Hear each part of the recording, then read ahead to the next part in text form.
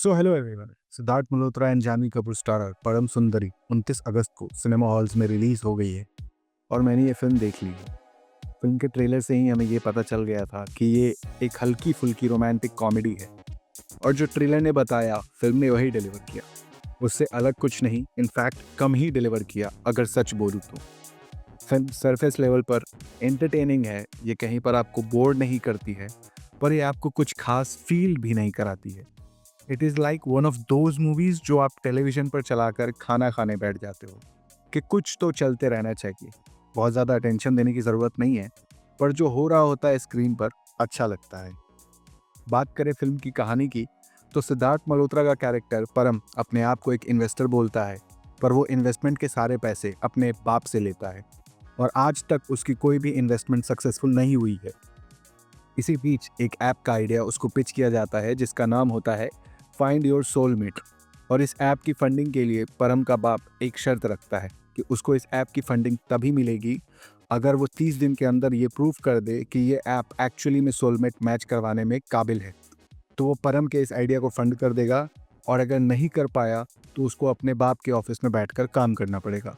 परम ये challenge accept कर लेता है एंड देन वो इस ऐप की फंडिंग के लिए खुद ही इस ऐप की टेस्टिंग करने निकल पड़ता है।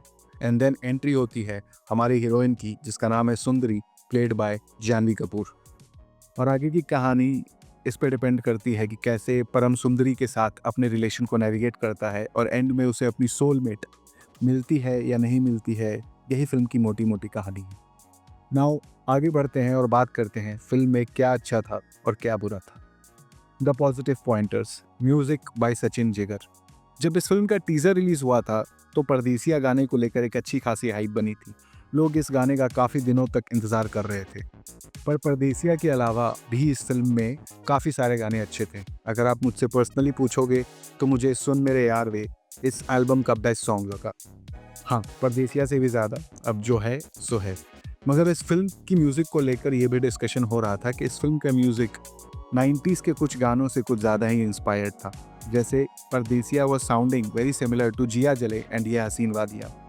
उसी तरह से सुन मेरे यार वे भी कुमार सानू के एक पुराने एल्बम के सॉन्ग पहला तेरा मेरा प्यार जैसा साउंड कर रहा था। ऑल सेड एंड डन, आप जब थिएटर से निकलते हो तो इस फिल्म के गाने आपको याद रह जाएंगे।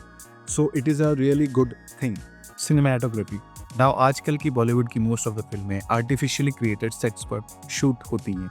अब भले ही सेट्स की ज़रूरत हो ना हो, पर बॉलीवुड पिछले कुछ सालों में कुछ ज़्यादा ही ऐसी फिल्में बनाने लगा था जो कि देखने पर ही आपको पता चल जाता था कि ये फिल्में रियल लोकेशंस पर शूट नहीं हुई हैं।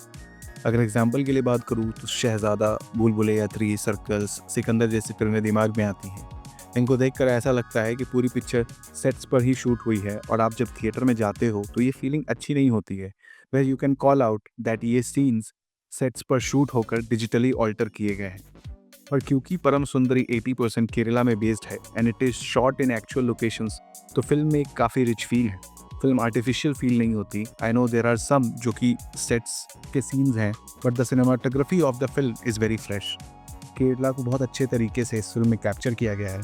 जब आप फिल्म देखोगे तो you will realise what I am talking about. Some twists here and there. See it is a fairly straight forward film, पर जो भी एक दो माइनर से ट्विस्ट्स हैं इस फिल्म में, although you can predict them, पर उनका जो प्लेसमेंट है फिल्म में वो काफ़ी सही है। ये माइनर ट्विस्ट्स की वजह से फिल्म में इंटरेस्ट बना रहता है। Lead pair chemistry. परम सुंदरी सिद्धार्थ मल्होत्रा और जानवी कपूर की साथ में पहली पिक्चर है एंड दोनों की केमिस्ट्री स्क्रीन पर काफ़ी अच्छी लगती है। जब भी दोनों एक साथ स्क्रीन शेयर कर रहे होते हैं तो आपको दोनों के बीच में जो भी इमोशन चल रहे होते हैं वो फील होता है एंड इसी चीज़ ने इस फिल्म को बांध के रखा, बेसिकली एंटरटेनिंग बनाए रखा, क्योंकि आप उन दोनों को साथ देखना चाहते थे and you wanted them to get together at the end. अब बात करते हैं the not so positive pointers की। Siddharth Malhotra's one tone acting. I don't know ये सिर्फ मुझे लग रहा है या फिर बॉलीवुड का जो आइडिया है of a Punjabi boy who is born and brought up in Delhi is deeply flawed. जिस भी फिल्म में पंजाबी बॉय फ्रॉम दिल्ली दिखाना हो उसको एरोगेंट दिखा दो, बड़बोला दिखा दो और ये दिखा दो कि इतने पैसे हैं पापा के पास कि उसे खुद कुछ नहीं करना है। Siddharth Malhotra's Param is just a tone down version of Rocky Randhawa from Rocky and Rani की प्रेम कहानी। Although Siddharth is an investor in the film, but you can get the gist. दोनों की character beats काफ़ी similar है. Also one more thing, I felt Siddharth was acting very one tone in all the scenes, be it emotional, happy, dramatic. He always had a stock happy expression on his face and he carried it throughout the movie. Although in the climax he tried very hard, but the emotional scenes were just feeling empty. Janhvi's accent. See, Janhvi's acting was decent. She was good in the emotional scenes where she had to express her emotions. पर मैं अपना ध्यान उनके accent से नहीं हटा पा रहा था. I don't know if it was intentional या क्या था, पर उनकी Malayalam accent was a little jarring for me. Mundane screenplay. See, I understand that you are making a rom-com, but the screenplay was so uninspiring that आपको हर scene देख के लगता है कि आपने ये सीन पहले कहीं देखा हुआ है. The whole second half of this movie feels like कि आधा दर्जन mid-2000 या 2010 की बॉलीवुड की रोमांटिक मूवीज़ को मिक्स किया और उससे जो स्क्रीन प्ले बना उसे बस किसी तरीके से फिल्म में फिट कर दिया. कहानी को अगर आप केरल की जगह कहीं और भी सेट करते तो उससे इस फिल्म को कोई फ़र्क नहीं पड़ता. It was just a random choice. और maybe I don't know Kerala tourism ने इस मूवी को फंड किया हो. In fact we all don't know. So that was my review of Param Sundari. It is a one-time watch where you get to experience the old Bollywood cheesy romance. If that is your genre, go for it. It is a light watch. Go in with less expectations and you will enjoy it. Till then, this is Celluloid Sage signing off. See you at the cinemas.